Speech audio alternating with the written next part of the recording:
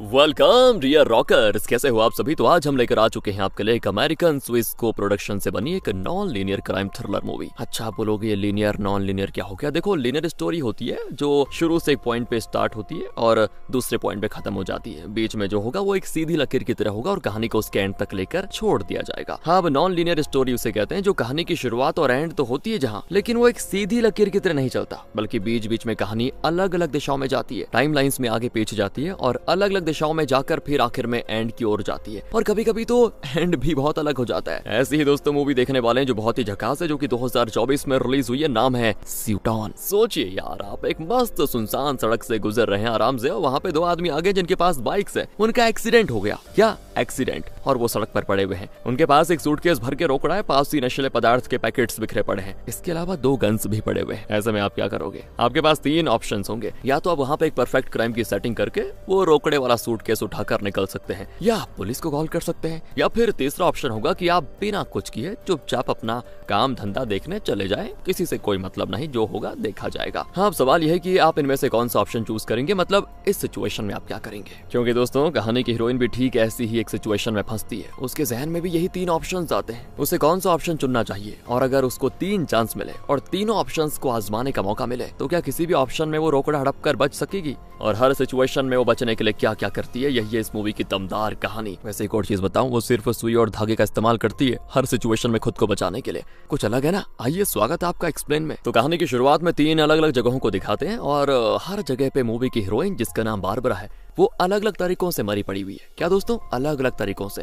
हाँ, एक तो है गार्डन जहाँ मरी हुई बारबरा के हाथ में धागे की फिरकी है, और एक सूटकेस है जिसके हैंडल में हथकड़ी लगी है। दूसरी जगह है एक बिल्डिंग के अंदर जहाँ बारबरा के हाथ में हथकड़ी लगी है, और तीसरी जगह है एक जलती हुई बिल्डिंग के बाहर जहाँ आग के बीच में बारबरा मरने की हालत में पड़ी हुई है। और यहाँ बारबरा के वॉइस ओवर में बताया जाता है कि मेरी इस हालत की वजह है मेरा गलत फैसला। वो क्या फैसला था ये जानकर आप जरूर दंग रह जाएंगे। कहीं आप भी इस सिचुएशन में ना फंसे, इसीलिए आपकी भलाई के लिए मैं बता ही देती हूँ। बारबरा के इस वॉइस ओवर के बाद दोस्तों स्क्रीन पे सिलाई करके मूवी का टाइटल स्यूटॉन डालकर मूवी होती है शुरू। और यहाँ बारबरा अपने घर में सोकर उठती है आराम से। वो एक टेलर है। वैसे जब बारबरा बहुत कम उम्र की थी तब उसकी माँ चल बसी, जो कि खुद भी एक टेलर थी, और उनकी आखिरी इच्छा थी कि उनके मरने के बाद भी बारबरा ये टेलर की शॉप बंद ना करे, उसे खुद चलाए। इसीलिए बारबरा आज तक दोस्तों टेलर की शॉप चला रही है। हालांकि उसको ये काम पसंद नहीं है, वो मजबूरी में कर रही है। और ये कोई मामूली टेलर नहीं है दोस्तों। उसके घर में बेडरूम से लेकर बाथरूम तक हर जगह सीलिंग पे धागों को जैसे नेटवर्क बनाया हुआ है। हर तरफ सिलाई के जरिए बने हुए कुछ इमेजेस हैं जिनमें बारबरा और उसकी माँ साथ में है। लगता है धागे में मास्टरी करके रखी हुई है इसने। और जो भी वो बनाती है दिखने इसमें पूरे ओरिजिनल फोटोज जैसे दिखते हैं। एक डोर खींची तो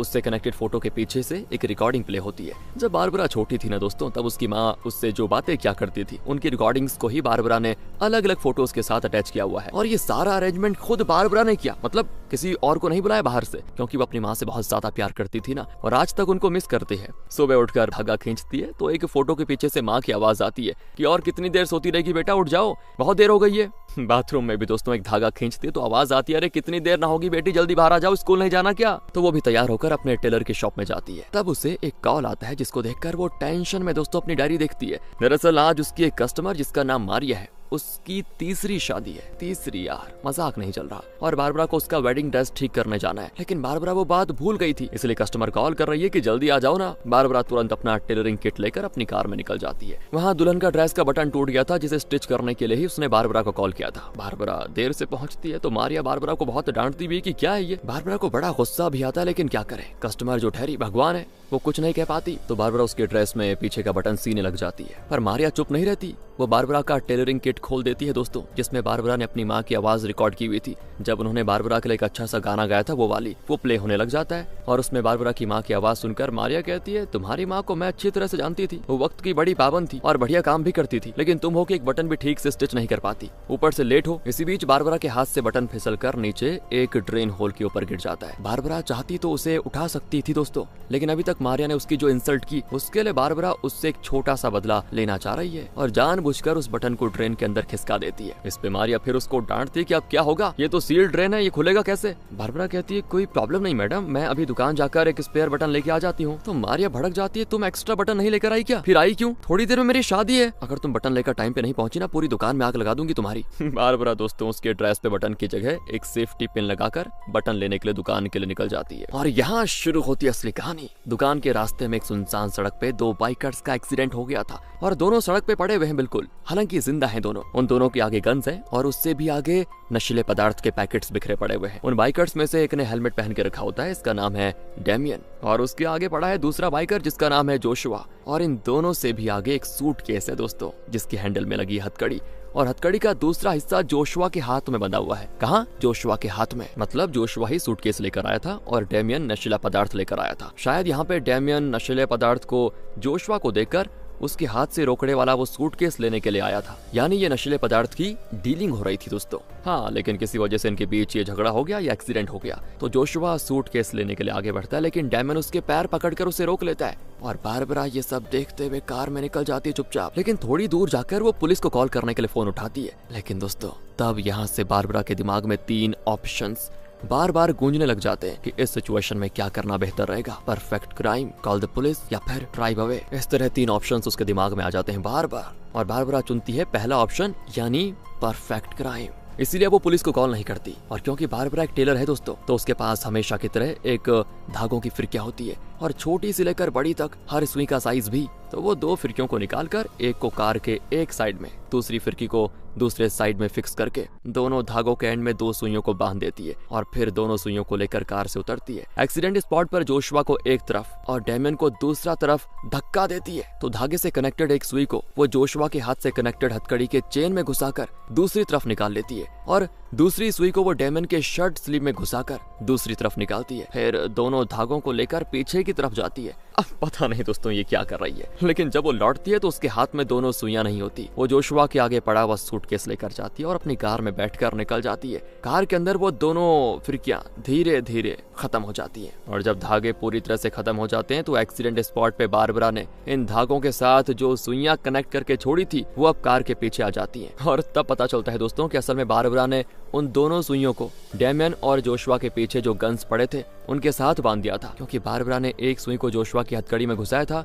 और दूसरी सुई को डेमियन के स्लीव में घुसाया था। तो अब दोनों गन्स डेमियन और जोशुआ की ओर आने लग जाते हैं और ठीक उनके हाथों में आकर रुकते हैं। ऐसी सेटिंग करी थी उसने। तो गन को आते देखकर दोनों एकदम तैयार होते हैं, और जैसे गन हाथ में आया वो एक एक करके दोनों को एक दूसरे को मतलब शूट कर देते हैं। था ना परफेक्ट क्राइम, क्योंकि अब रोकड़े वाला सूटकेस बारबरा के पास आ चुका है, और डेमियन और जोशुआ एक दूसरे को शूट करके मर भी जाएंगे। पुलिस को लगेगा कि नशीला पदार्थ की डीलिंग में इन दोनों के बीच कोई प्रॉब्लम हुई और दोनों ने एक दूसरे को शूट कर लिया। बारबरा के वहां आने और जाने का तो सबूत ही नहीं मिलेगा। अब बारबरा को बस उन दोनों सुइयों को निकालना है जो कि अभी तक उसकी कार के पास पहुंच चुकी होंगी। तो वो नीचे उतरती है तो सिर्फ एक सुई मिलती है, दूसरी सुई तो आई ही नहीं, सिर्फ धागा आया होता है। अब वो घबरा जाती है कि क्या करूं। तुरंत कार लेकर एक्सीडेंट स्पॉट पे वापस आती है। वो देखती है कि डेमियन के स्लीव में उसने जो सुई घुसाई थी वो स्लीव से निकलकर कार के पीछे आने के बजाय धागे के खींचने से उसके हाथ में चुभ गई थी। लगता है दोस्तों दोनों मर चुके हैं वो। इसीलिए बारबरा अपना टेलरिंग किट से एक इंस्ट्रूमेंट निकालकर डेमियन के हाथ से सुई निकाल भी देती है। लेकिन ये क्या? तब डेमियन की आंख खुलती है और वो पूछता है कि तुम क्या कर रही हो? ओह, ये मरा नहीं है दोस्तों। बारबरा टेंशन में सुई कहीं गिरा देती है और अब उसको ढूंढने का टाइम भी नहीं है उसके पास। तो दूर से किसी कार के आने की आवाज भी आ रही है। बारबरा तुरंत जोशुआ की बॉडी को पास के गड्ढे में धकेलकर नीचे पड़े नशीले पदार्थ के पैकेट्स को यहाँ वहाँ फैला देती है। अब डेमियन को वहीं छोड़ दिया तो बारबरा फंस जाएगी, क्योंकि वो बारबरा को देख चुका था। इसीलिए उसको घसीट ले जाकर कार में बिठाकर निकल जाती है।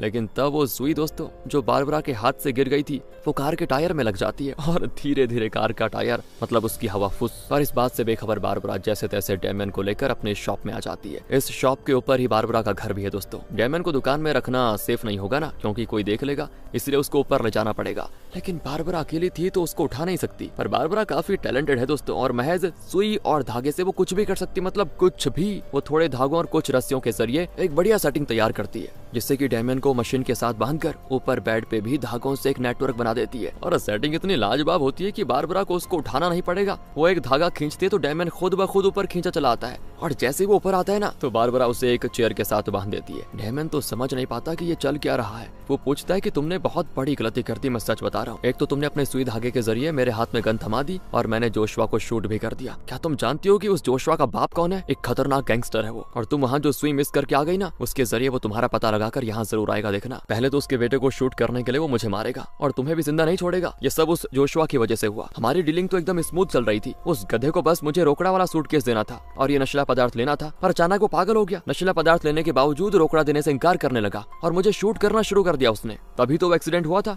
वरना मैं यहाँ थोड़ी ना बैठा होता। देखो मेरी बात मानो, यहाँ पे हम दोनों सेफ नहीं है, हमें अभी यहाँ से कहीं दूर जाना चाहिए। लेकिन दोस्तों बारबरा ये घर नहीं छोड़ सकती क्योंकि यहाँ उसकी माँ की यादें बसी हुई है। अब नीचे कोई दरवाजा नॉक करता है तो वो डेमन के मुंह में कपड़ा घुसाकर नीचे आ जाती है। तो वही मारिया आई होती है, वो चिल्लाती कि मैंने तुम्हें बटन लेने के लिए भेजा, कहाँ थी तुम? तो बारबरा उसको अंदर नहीं आने देती और बटन लेकर खुद बाहर जाकर उसके ड्रेस पे स्टिच करने लगती है। ये मारिया दोस्तों बड़े गुस्से में अभी, लेकिन बारबरा की दुकान के बाहर जो वाक्य लिखे हुए हैं उसे पढ़कर वो कूल हो जाती है। वहाँ लिखा होता है वक्त अच्छा हो या बुरा, उसे गुजरना ही तो पड़ता है। वो बारबरा से कहती है ये मेरी तीसरी शादी है, इसलिए मैं सब कुछ परफेक्ट करना चाहती थी और तुम पर बरस पड़ी, सॉरी, प्लीज मेरी बात का बुरा मत मानना, ये पैसे रख लो। और बारबरा को पैसे देकर अपना बटन सिलवाकर वो निकल जाती है। और फिर वो ऊपर आकर डेमन से कोई बात छेड़ने लगती है कि इतने में फिर दुकान के दरवाजे पर कोई आ जाता है। वो एक बुजुर्ग है दोस्तों, जिसे बारबरा ने एम्ब्रॉयडरी के जरिए फोटो जैसे इमेजेस बनाना सिखाया था। और बारबरा ने जिस तरह अपने घर भर में ये टॉकिंग फोटोज बना के रखे हुए हैं वो सब भी बारबरा ने इनको सिखाया था। कुछ दिन के बाद बुजुर्ग की वाइफ का बर्थडे है तो वो उसे इस तरह के टॉकिंग फोटोज गिफ्ट देकर सरप्राइज देना चाहता है। वो अपने हाथ के बनाए हुए टॉकिंग फोटोज बारबरा को दिखाने आया था कि जरा देखना कैसे हैं ये। तो बारबरा जैसे तैसे उनको निपटाई रही होती है कि बीच में डेमियन धीरे धीरे नीचे की ओर आने लगता है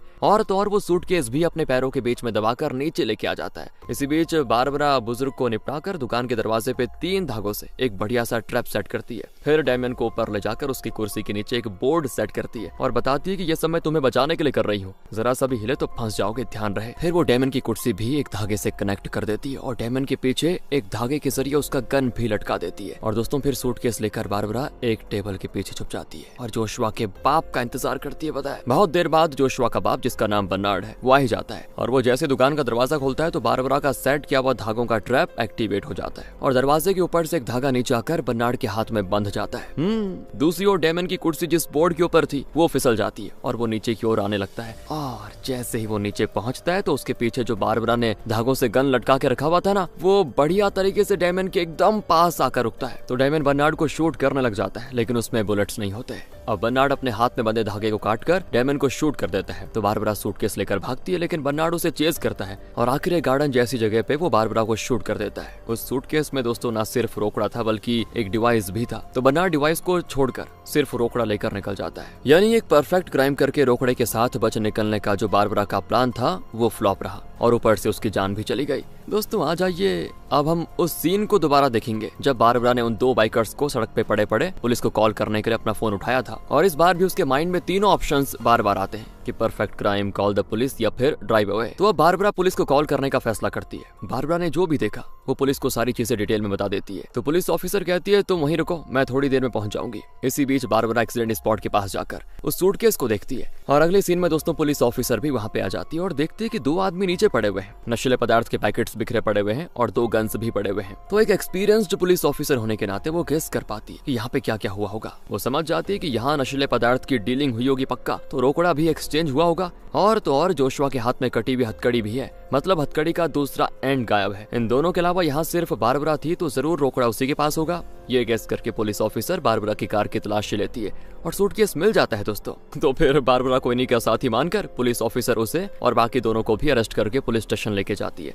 फिर तीनों को एक कमरे में अलग अलग हथकड़ियां पहनाकर पूछती है वो कि अब बताओ सच क्या है। जोशुआ तो रो ही देता है। वो कहता है कि मेरी इस गलती के लिए मेरे बाप मुझे कभी माफ नहीं करेगा, वैसे भी वो मुझे नालायक समझता है। अब वो ना मुझे जिंदा छोड़ेगा, ना आपको और ना ही डेमन को या फिर इस लड़की को। पुलिस ऑफिसर कहती है मेरे पास तुम्हारा ये ड्रामा देखने का बिल्कुल टाइम नहीं है, पहले बता दूं, मुझे एक जरूरी काम है, उसे खत्म करके फिर तुम तीनों की खबर लेती हूँ। कहकर पुलिस ऑफिसर दरवाजा खोलती है तो वहाँ खड़ी होती है मारिया। और वैसे यहाँ पे हो रही है मारिया की शादी और उसकी शादी करवा रही है ये पुलिस ऑफिसर। दोस्तों यहाँ बारबरा देखती है कि इन तीनों के हथकड़ियों की चाबी टेबल पर ही है, लगता है पुलिस ऑफिसर उसे यहाँ भूल कर चली गई थी। तो बारबरा डेमन से कहती है तुम अपना बेल्ट और शू लेस निकाल कर दोनों को रस्सी की तरह बांधो, हम दोनों मिलकर उस चाबी को निकालेंगे। दूसरी ओर दोस्तों मारिया के ड्रेस में अभी तक बारबरा ने बटन तो सिया ही नहीं था, याद है ना आपको कंडीशन, क्योंकि बारबरा उसके ड्रेस पे सेफ्टी पिन लगाकर आ गई थी। अब वो पिन निकलकर मारिया की पीठ पे चुभता है और खून तक निकल आता है। यहाँ डेमन अपना बेल्ट और शू लेस को बांध रहा होता है तो बारबरा एक सुई को धागे के साथ बांधकर एक छोटा सा पेपर कोन बनाकर उसके अंदर सुई को घुसा देती है। फिर उसे एक बड़े पेपर का रोल बनाकर उस कोन को अंदर घुसा देती है।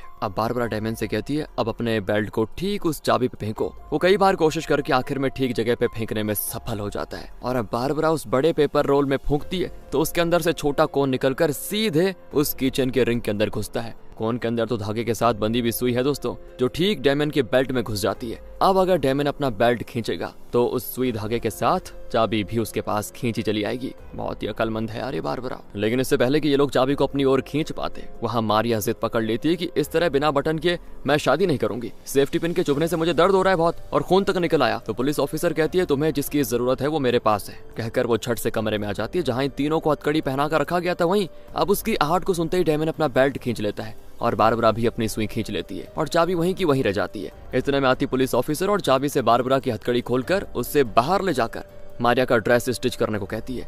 बारबरा भी वैसा ही करती क्योंकि वो उसका काम है। इसके बाद पुलिस ऑफिसर उसे वापस उसी कमरे में ले जाकर हथकड़ी पहना देती है, लेकिन इस बार वो चाबी को टेबल पर ना रखकर उसे एक हैंगर में टांग देती है और इस बार भी वही पुराना टेक्निक यूज करके डेमन चाबी को अपने पास खींच लेता है। और बारबरा ने पहले उससे कह दिया था कि चाबी तुम्हारे हाथ में आने के बाद तुम मुझे भी खोल देना और सूटकेस में रखी रकम में से आधा मेरा हो जाएगा। डेमन भी मान गया था, लेकिन अब चाबी मिलने के बाद वो सिर्फ अपनी हथकड़ी खोलकर सूटकेस और बारबरा की कार की चाबी लेकर वहां से बच निकलता है। अब जोशुआ बारबरा को बताता है कि मुझे मेरे बाप का ये 2 नंबर का बिजनेस बिल्कुल अच्छा नहीं लगता, मैं करना भी नहीं चाहता था, लेकिन क्या करूँ ना। वो चाहता है कि उसके मरने के बाद उसका ये नशीला पदार्थ का बिजनेस मैं संभालूं, लेकिन मुझे नहीं पसंद। अगर मैंने उसकी बात नहीं मानी ना तो वो मुझे जान से भी मार देगा। तो इसी बीच दोस्तों बारबरा को एक आइडिया आता है और वो दीवार पर लगे 2 इलेक्ट्रिक वायर्स को उखाड़ लेती है, फिर उसको थोड़ा कट करती है जिससे कि अंदर का कॉपर वायर एक्सपोज हो जाए। जोशुआ के पास एक प्लग पॉइंट होता है जिसके ऊपर बारबरा उसी पेपर कोन फूंकने की टेक्निक को यूज करके धागे से बंधी सुई को उस प्लग के ऊपर फिक्स कर देती है और उस धागे के जरिए उन दोनों वायर्स को प्लग पॉइंट की ओर भेज रही थी वो। लेकिन इतने में बाहर बर्नार्ड आ जाता है। पुलिस ऑफिसर उससे भिड़ जाती है तो वो तो पुलिस ऑफिसर के पैर में शूट कर देता है और कमरे के अंदर घुस आता है। फिर वो बारबरा पे चिल्लाता है कि तुम्हारी वजह से मेरे बेटे को पुलिस स्टेशन देखना पड़ गया। इसी बीच पुलिस ऑफिसर रेंगते रेंगते कमरे के एंट्रेंस तक आ जाती है और प्लग पॉइंट के पास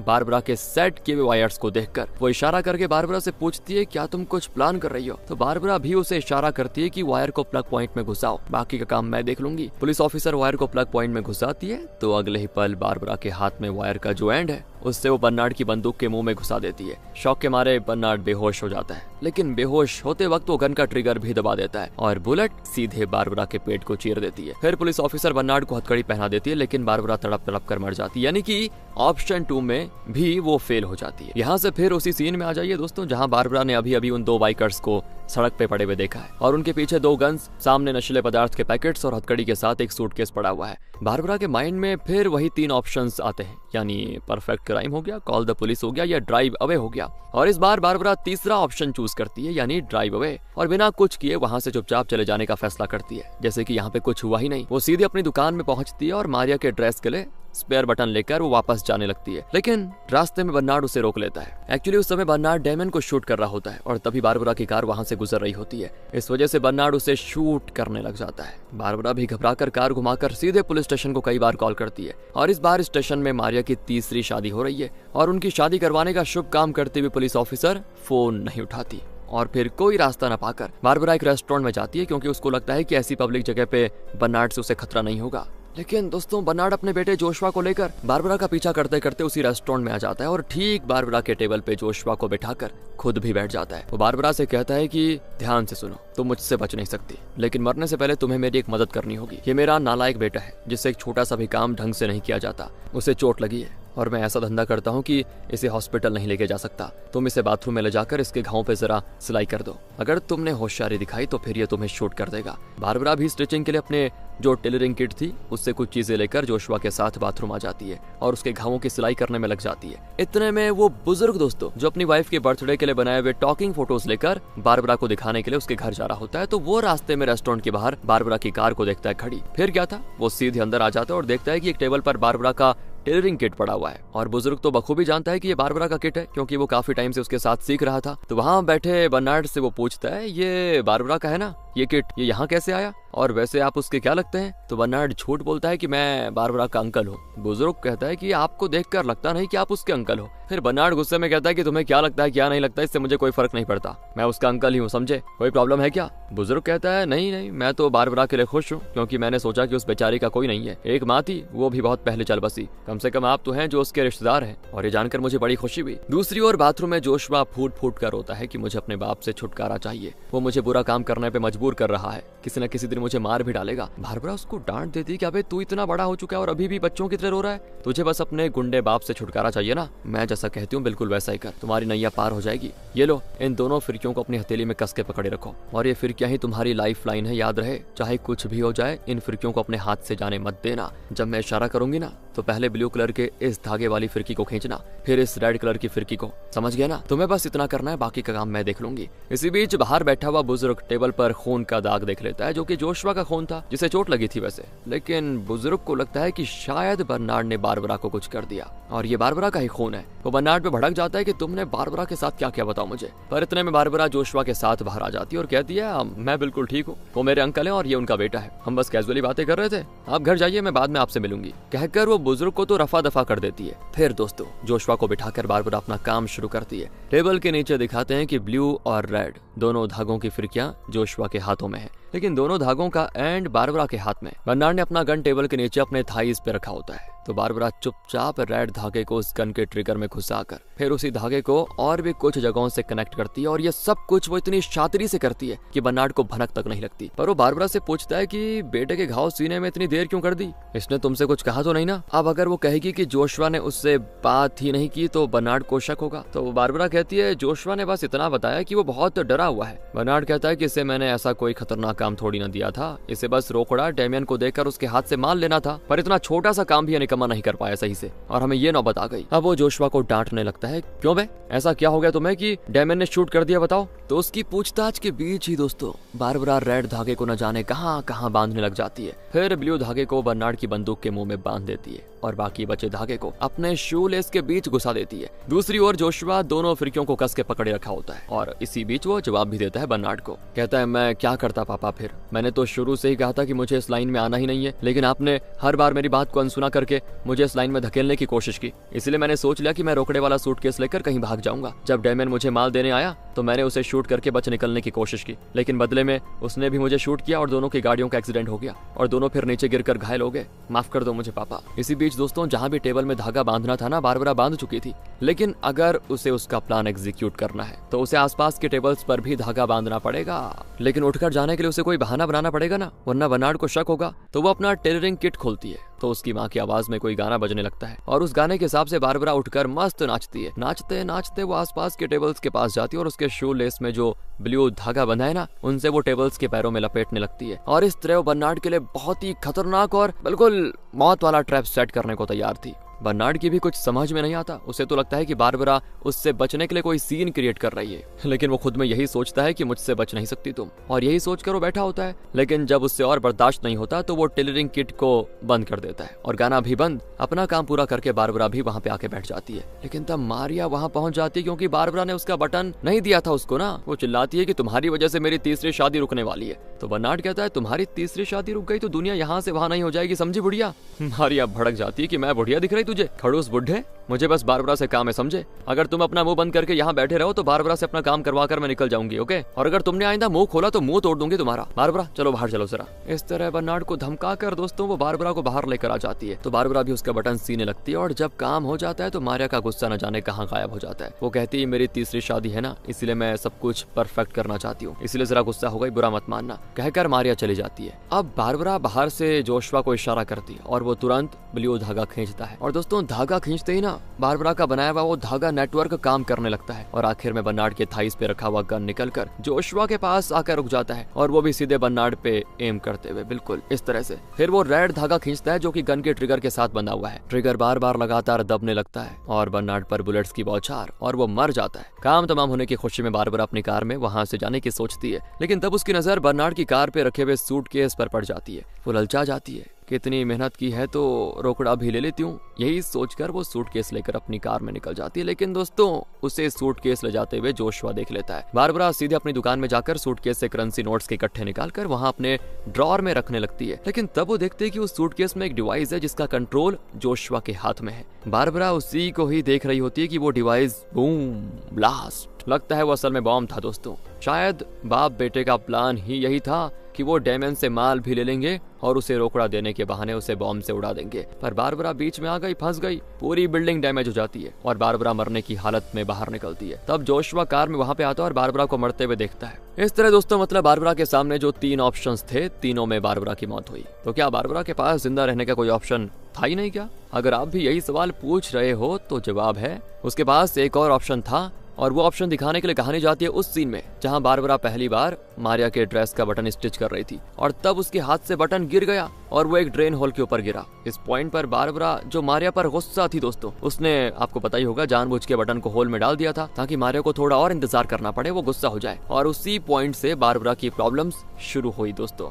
क्योंकि बारबरा को स्पेयर बटन लेने के लिए वापस अपनी दुकान जाना पड़ा और रास्ते में ही वो बार बार इस एक्सीडेंट में फंस रही थी। तब उसे 3 ऑप्शंस में से एक चुनना पड़ा। लेकिन अगर बारबरा मारिया पर गुस्सा ना होकर उस बटन को जानबूझकर ड्रेन में नहीं डालती तो जल्दी से बटन को स्टिच करके वो कहीं और गई होती और वो वापस दुकान पर नहीं आती ना फिर, और ना ही उसे एक्सीडेंट वाले रास्ते से गुजरना पड़ता। और इस लास्ट ऑप्शन में ये सब दिखाया जाता है और काम खत्म करके बारबरा किसी दूसरे रास्ते से कहीं और जाती है। मतलब अब बारबरा ना तो जोशुआ को देखेगी ना ही बर्नार्ड को। अगर आप भी दोस्तों यही सोच रहे हैं तो रुकिए जरा, आपकी सोच को भी गलत कर देता हूँ। और वो इसीलिए कि जब किस्मत किसी के पीछे पड़ जाती है तो समझो हाथ धोके पड़ जाती है और किसी भी हाल में उसको दफना कर ही छोड़ती है। चलिए देखते हैं कि आगे क्या होता है। इस नए रास्ते में भी बारबरा की गाड़ी के सामने आ जाता है बर्नार्ड। दरअसल एक्सीडेंट कहीं और हुआ और बर्नार्ड उस जगह जाना चाहता है, लेकिन इस नालायक गैंगस्टर को वहाँ जाने का रास्ता ही नहीं पता। वहीं पहुंचने के लिए वो बारबरा को रोकता है। बारबरा भी घबरा कर उसे रास्ता बताती है। तब बर्नार्ड कहता है, तुम भूल जाओ कि तुमने मुझे यहाँ देखा था समझी, और तुम्हारा मुंह बंद रखने के लिए ये लो घूस। कहकर वो बारबरा के हाथ में करेंसी नोट्स के 3 गट्ठे पकड़ाकर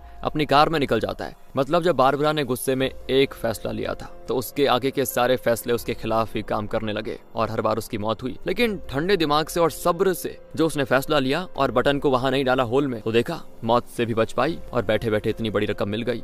इसीलिए कहा जाता है दोस्तों, जल्दबाजी में लिया हुआ कोई भी फैसला मोस्टली गलत होता है। इसी मैसेज के साथ, मैसेज तो क्या ही कहेंगे, लेकिन हाँ ठीक है, ये मूवी यहाँ पे खत्म होती है। अगर आपको अच्छी लगी हो, एक्सप्लेनेशन अच्छा लगा हो तो क्यों नहीं लाइक करते आप। थैंक्स फॉर वॉचिंग दोस्तों।